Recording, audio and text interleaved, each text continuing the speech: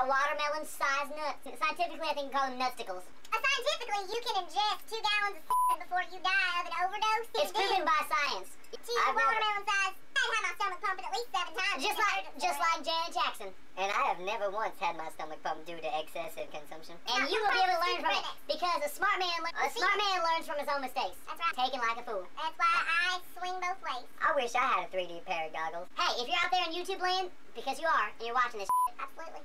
then you'll know that the curtains definitely don't match the carpet. That's right. And that means she's been dying that But shit. you don't know that for scientific evidence. Not until you stick your face in there. That's right, because you won't see it. I'm not that kind of girl. You gotta see it, Alright? and To you gotta believe smell it. To believe it. If it smells like fish, honey, you got something wrong. Up the wazoo.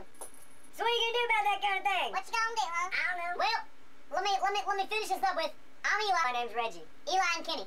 Reggie and Larry. Yep. Yep. And I just am some stupid slut that wanted on. With big tits. I do got big tits. We do like big stupid sluts with big stupid tits. Yeah, that's right. Yep. Who doesn't? Who doesn't? That's good TV.